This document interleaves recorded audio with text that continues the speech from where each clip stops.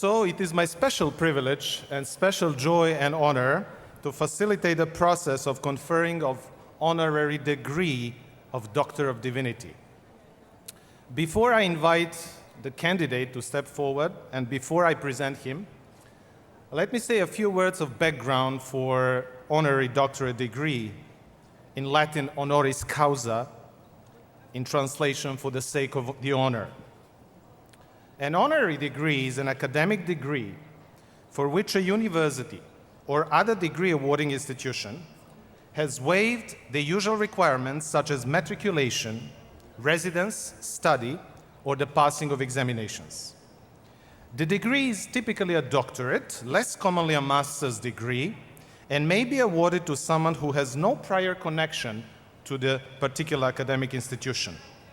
The earliest honorary degree was awarded to Lionel Woodville in the late 1470s at the University of Oxford, as you know, one of the most prestigious universities in the world, and probably the oldest in Europe, one of the oldest in Europe. Honorary degrees are usually awarded at regular graduation ceremonies, at which the recipients are often invited to make a speech of acceptance before the assembled faculty and graduates, an event which often forms the highlight of the ceremony. General universities nominate several persons each year for honorary degrees. These nominees go through several committees before receiving approval.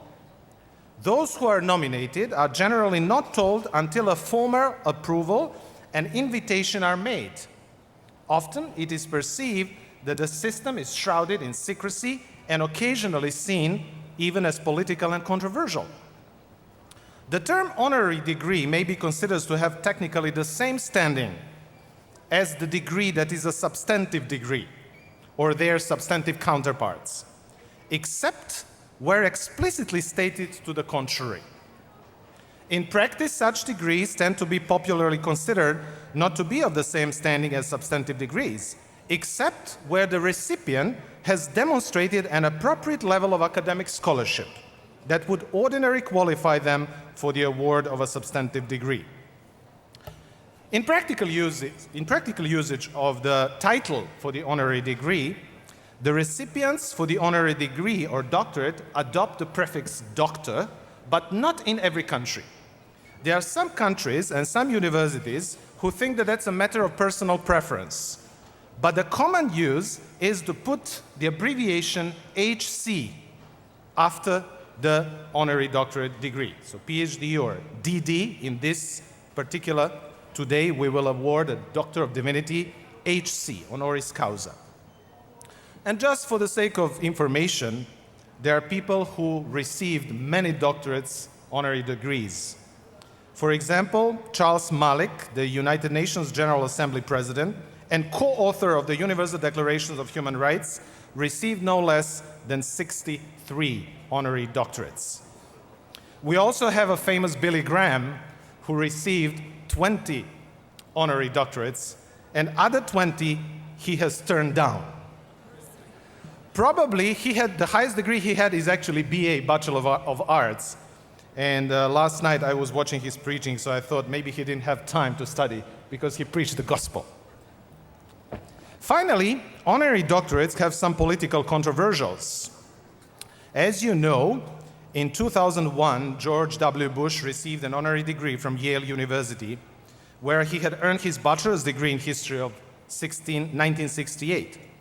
However, some students and faculty chose to boycott the university's 300 commencement, so they just left the hall. We also have the controversial over the honorary doctorate for the current president, Barack Obama of the United States, current president of the United States, Barack Obama. For example, in April 2009, Arizona State University's president, Michael M. Crow, refused to give an honorary degree to US President Barack Obama for his perceived lack of adequate qualifying achievements thus far.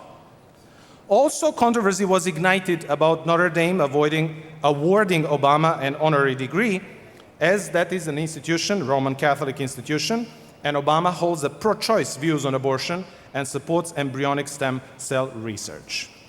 Dear ladies and gentlemen, I believe that today we don't have any obstacles to award the Doctor of Divinity honorary doctorate to our candidate, Dr. George W. Brown. I will kindly invite him to stand at this particular moment.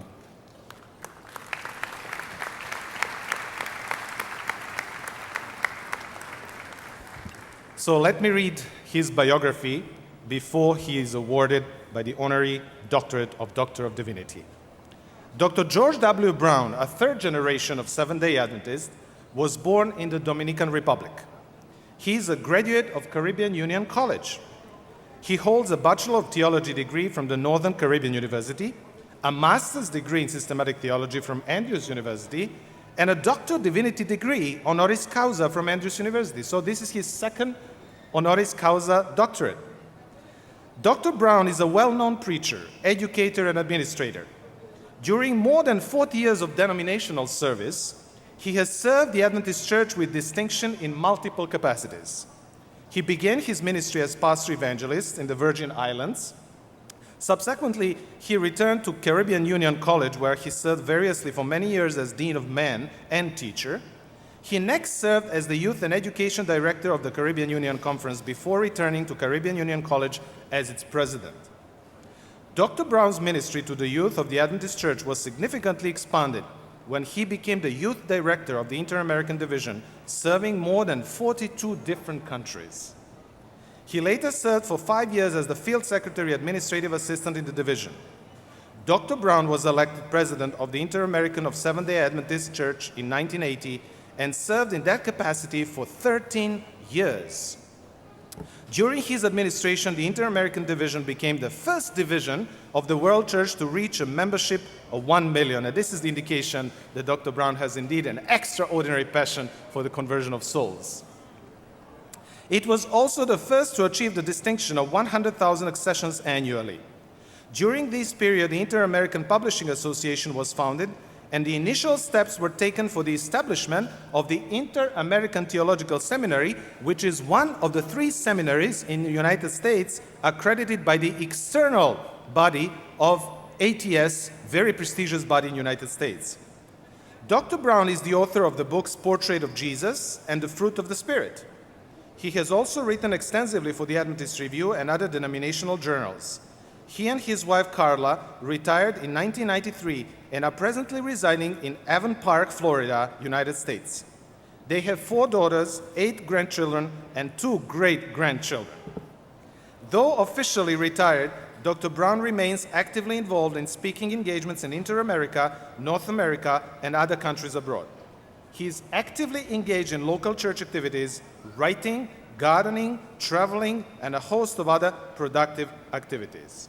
Let us make a round of applause for Dr. Brown, please.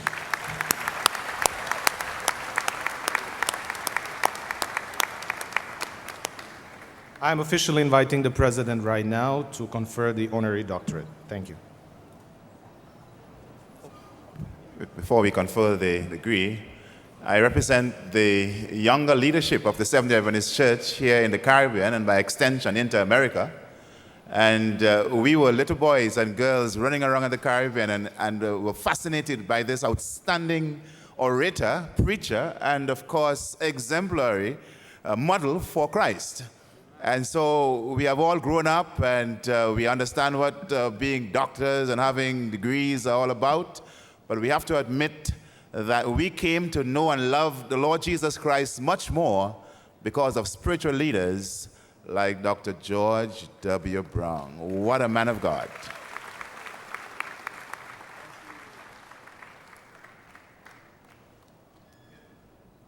By virtue of the authority invested in me by the Board of Trustees of the University of the Southern Caribbean, I now confer upon George W. Brown the degree Doctor of Divinity, with all the rights, privileges, and honors appertaining thereto.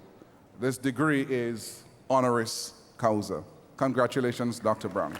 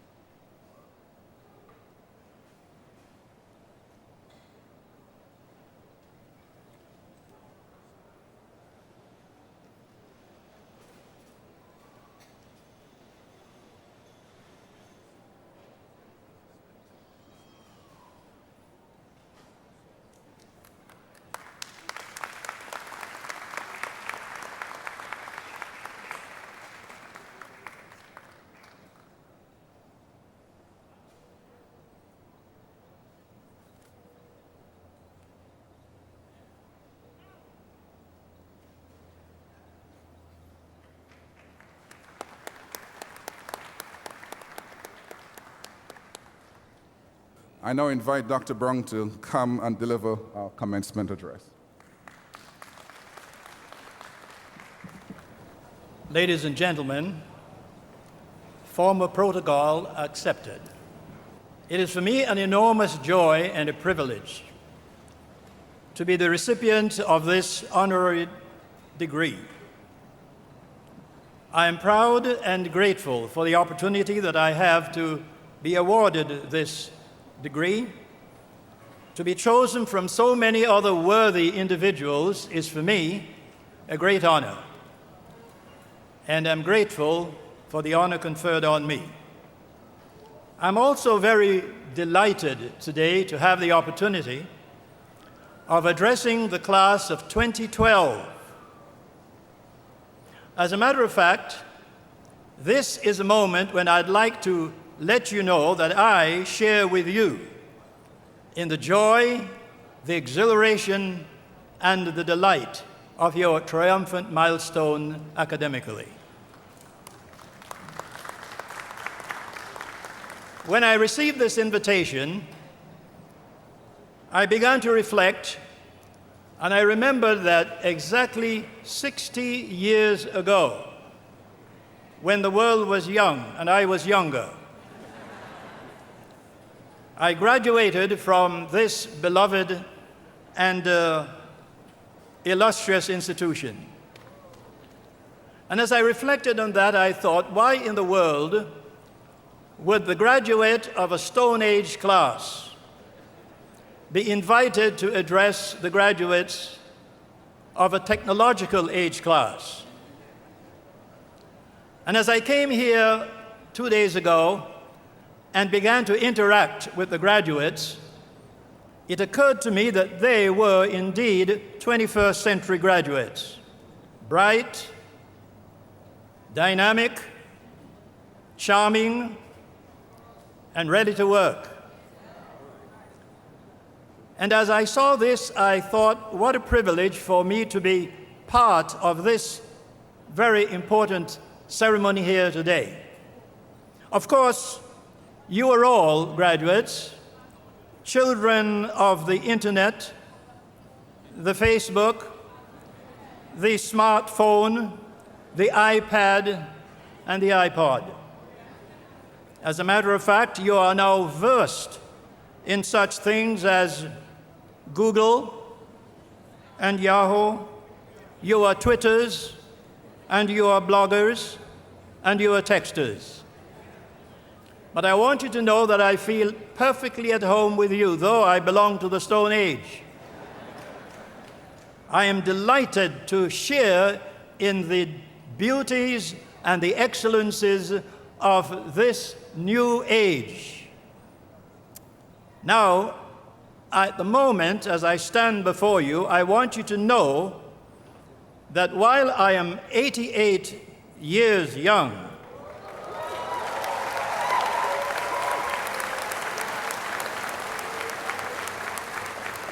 I am as young as you are. So I'm perfectly at home with you. As a matter of fact, I remember the words of Mark Twain, who said, "Age is an issue of mind over matter. And if you don't mind, it doesn't matter."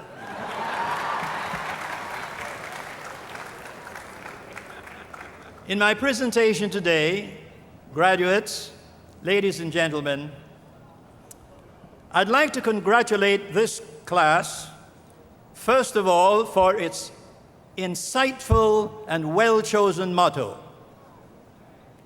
Success is not final, failure is not fatal.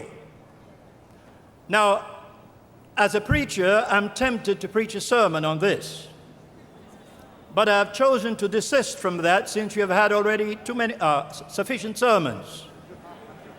And so I will not preach a sermon, but rather share with you some insights from my own experience, which I hope will energize you, challenge you, encourage you, and help you to leave this place men and women that God can use to change the world in which we live.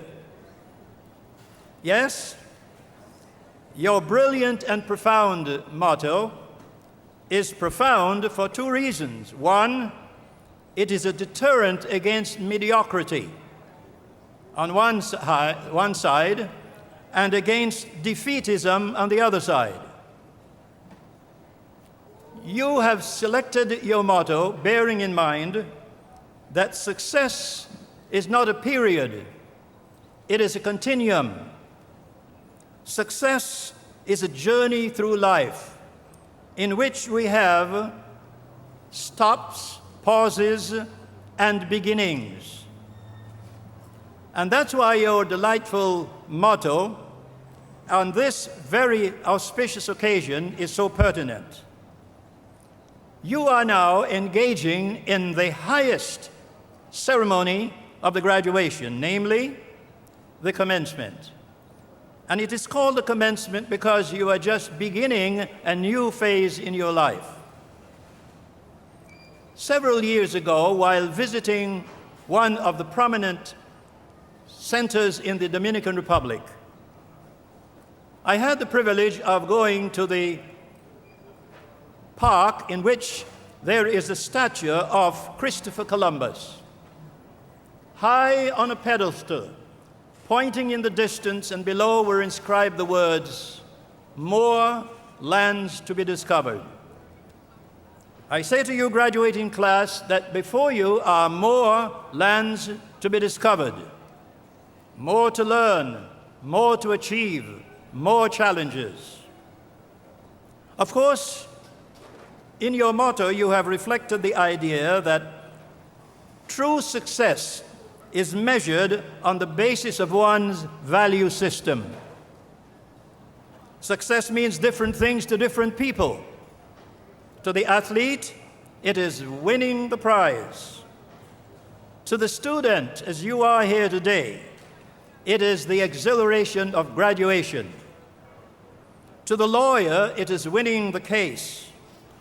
To the farmer, it is a bountiful harvest.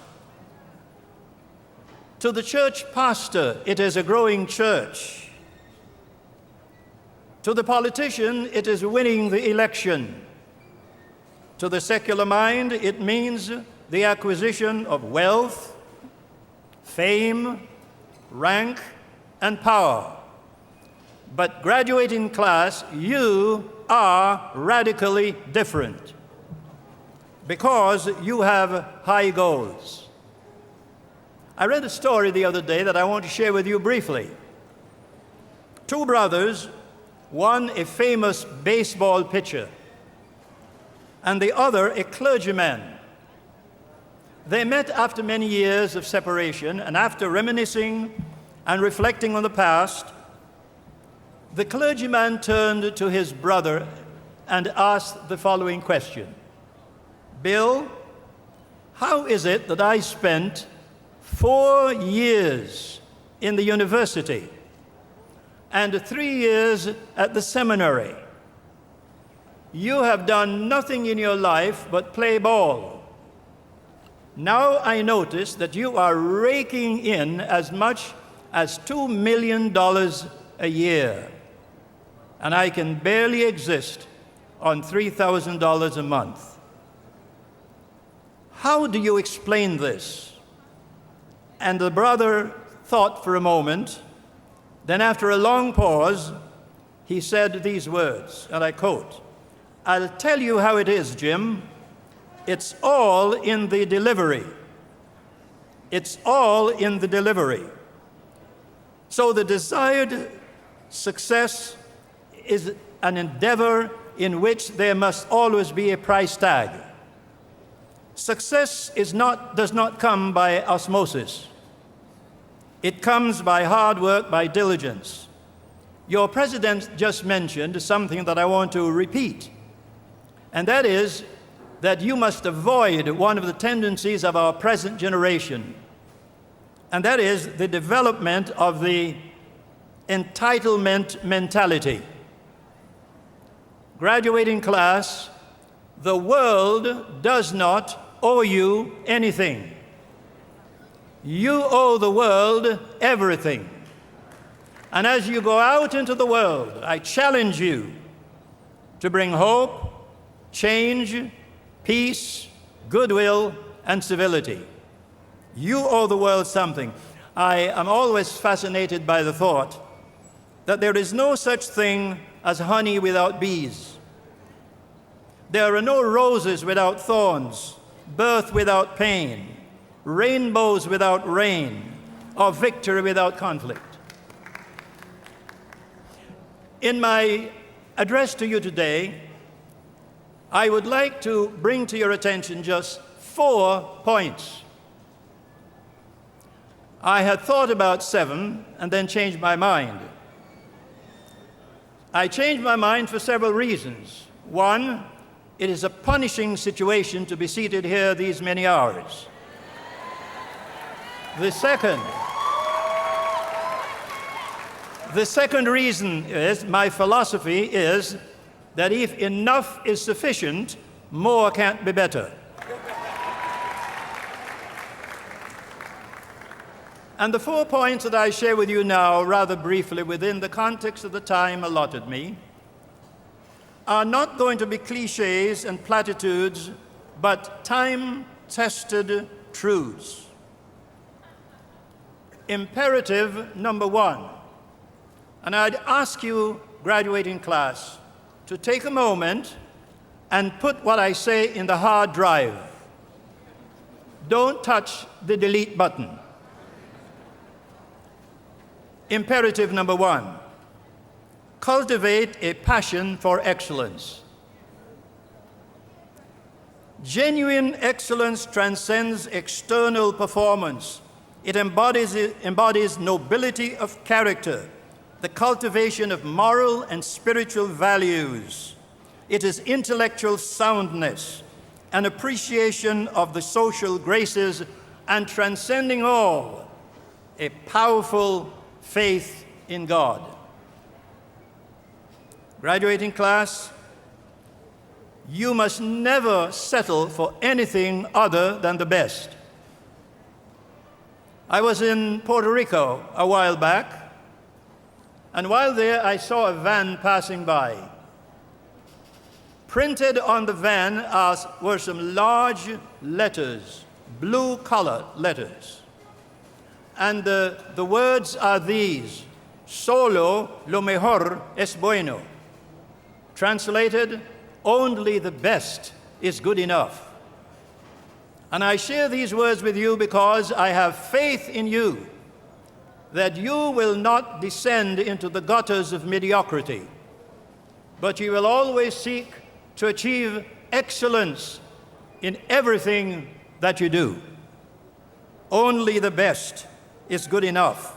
By the way, no athlete goes to the Olympics intending to receive a bronze medal or a silver medal.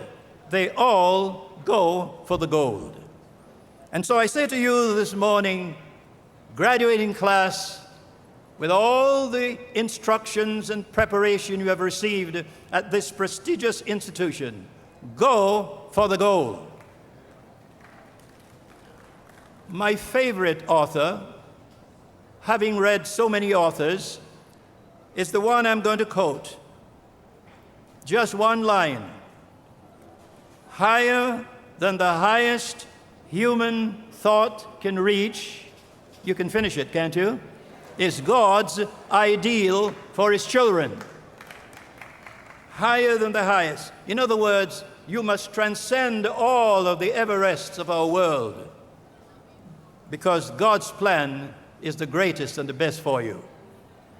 I have come to the imperative number 2.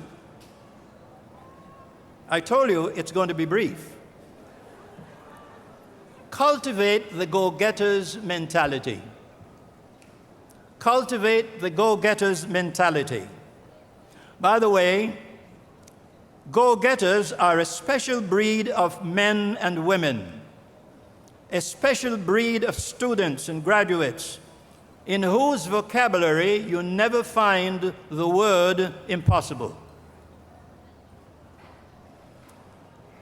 They are driven by a conviction that the path to success does not depend on genius. It does not depend on exceptional talents. It does not depend on some magical formula. It is the product of hard work, perseverance, and tenacity. Kettering of General Motors said it this way. Listen carefully. 99% of success is built on a former failure. 99% of success is built on former failures. And then someone added this powerful statement. Failure to win is not a disgrace. It is quitting the race and fearing to fail that brings disgrace. Your motto is well chosen. To the go-getter, failure is merely what I call a place where you go for refueling before the takeoff. Let me give you two quick examples. There is a name that is familiar to all of us here, and by whom we have been blessed with what we have here in terms of our lighting system. And the name is Thomas Edison. He was one day sent home by his teacher with a note. Here is the note. Listen carefully. Thomas is such a dunce that he could never be expected to learn anything. What a false prophet he was. Because that's the man who went ahead and after 299 failures eventually gave the world the incandescent electric light that has revolutionized the world. Then I think of another monumental figure that those of us who belong to the Stone Age can remember more vividly than most of you here today. And that name is Winston Churchill. Had it not been for him, perhaps all of us would be speaking German. It is said that he came last in his class in Harrow. His maiden speech in the House of Parliament, in the House of Commons, was a total disaster. Amid the jeers and the hecklings of his parliamentary colleagues, young Winston gathered up his notes. Looking straight in the eyes of his colleagues, he said these words, and I quote, "Gentlemen, this is not the end of me. The world will hear from me again." And you know the world did hear from him again. Failure is not fatal. And when you are knocked down, that's not failure. It's when you stay down that you have failed.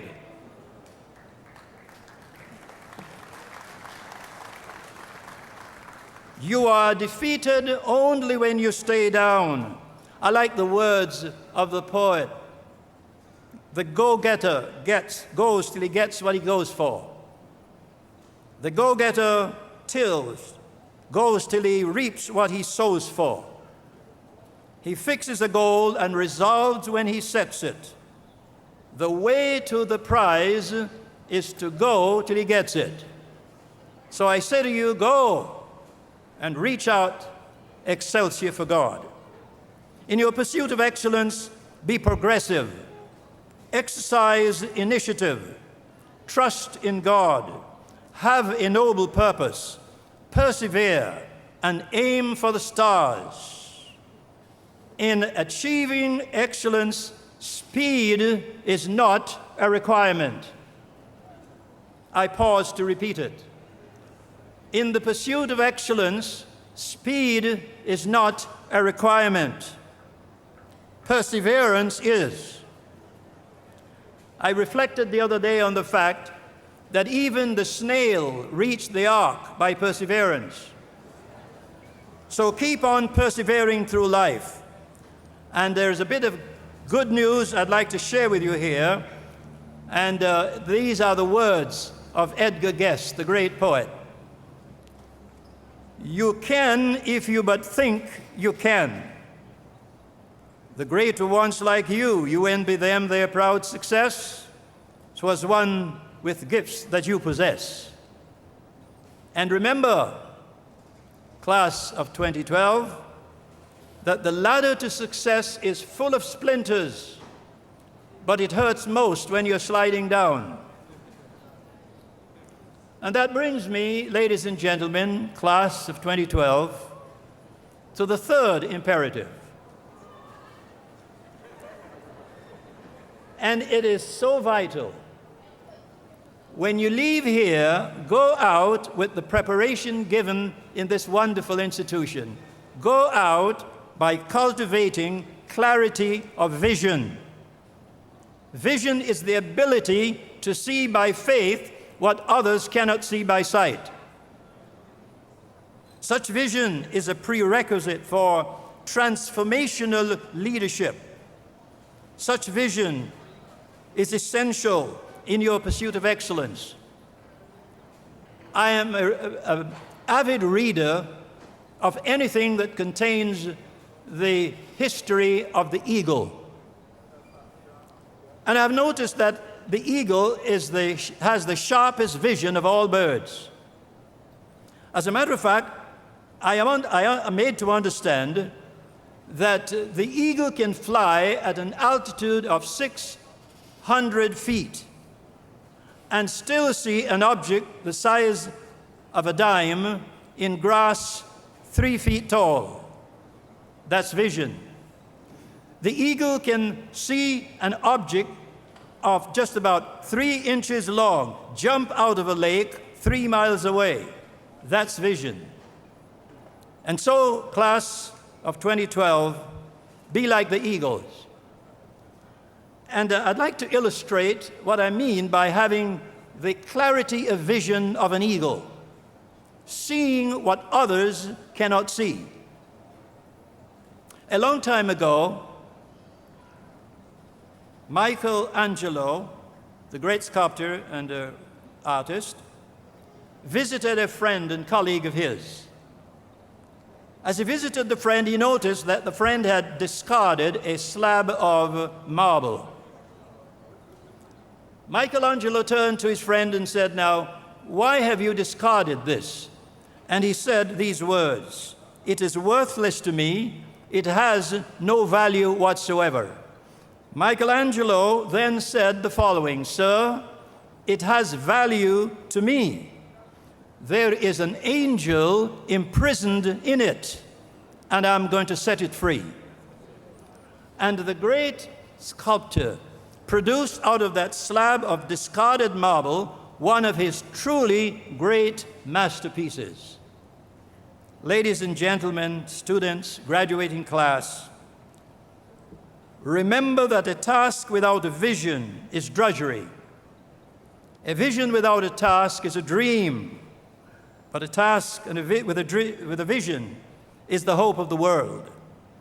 It takes a vision to discover new avenues of service, new wonders to capture, new fields of learning to explore, new heights of excellence to attain. And if I may quote the words of my favorite biblical theologian, the Apostle Paul, he said that vision is seeing the impossible. When I was a youngster growing up, somebody said to me one day, "George, you are going to become a preacher one day." And I believed him. Then he quoted to me a beautiful verse that I have never forgotten. Let me share it with you today. "A diamond in the rough is a diamond sure enough. But before it ever sparkled, it was made of diamond stuff. But someone had to find it or it never would be found. And someone had to grind it or it never would be ground. But when it's found and when it's ground and when it's burnished bright, that diamond is just everlastingly shining out its light." And you here today are diamonds You were discovered, you were trained, you were educated, you were disciplined, and now you're ready to go out in the world like diamonds shining brilliantly in the sun. Ladies and gentlemen, and esteemed graduating class, I have now come to the last imperative. And that's a hallelujah word, last. I have left it last for a reason. If you forget everything else I have said, don't forget this. And this imperative is, know where you are going. Know where you are going. And in order to do that, you must take with you your GPS. And the GPS to which I refer, it is not the technological one. It is God. He will guide you in your destiny. Yes? Soon you will say farewell to your alma mater, and you will step out into the unknown. Some of you will engage in the pursuit of higher education. Some of you will go out to practice your profession. Some will answer the call to various areas of ministry. Whatever your calling in life may be, I challenge you to be transformational leaders.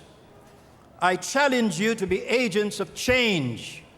I listened to a graduation speech just a few days ago, and the speaker said to the graduating class, "Don't go out in the world, it is a mess."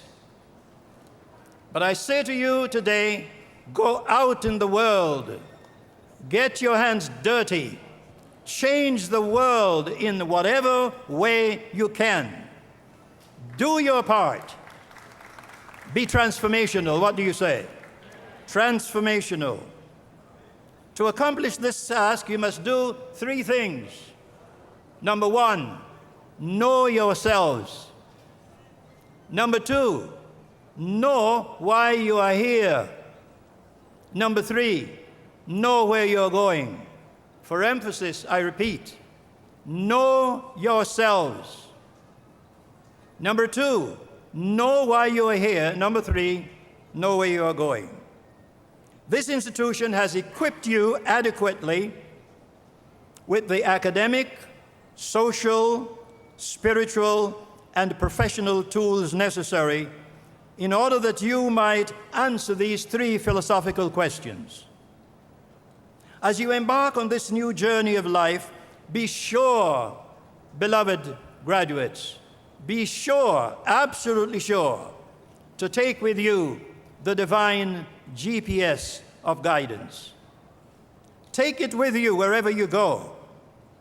And remember that the God who is your GPS through life is the God who made you in his own image. He is the God who created the worlds and flung the stars in space. He is the God who has guided you thus far, and he will lead you on to ultimate victory in life. Yes, without this GPS of divine guidance, you will be disoriented and hopelessly lost. And so in the highest sense, the attainment of true success is based on the recognition and the acceptance of the primacy of God. Without him, you can get nowhere in life.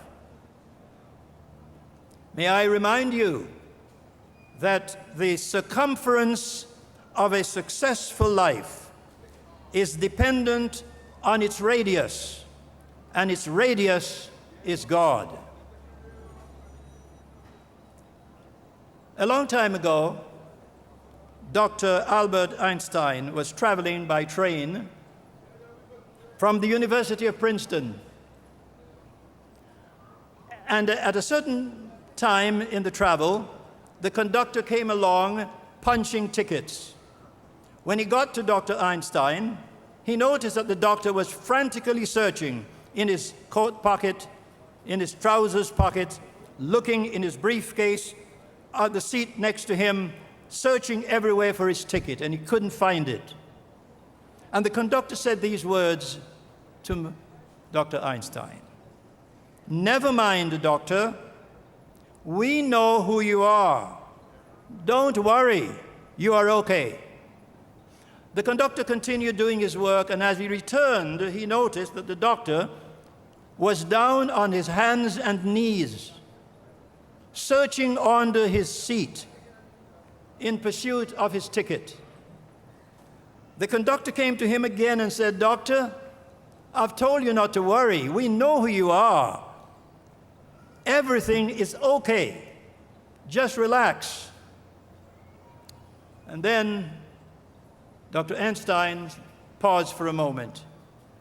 And from that posture down on the floor, he looked up in the face of the conductor and said, "Young man, I too know who I am. What troubles me most at this time is that I don't know where I'm going." Here was a doctor who knew who he was but didn't know where he was going. I say to you today, you must know where you have come from, who you are, and where you are going. And you are here for a sublime purpose. As you embark, my dear graduates, on the adventures and challenges of life, Providence may direct you through corridors of fame and prosperity, or through paths of sacrifice, obscurity, self-denying service for humanity. Some of you may become Bill Gates of Microsoft. Others of you might become Mother Teresa.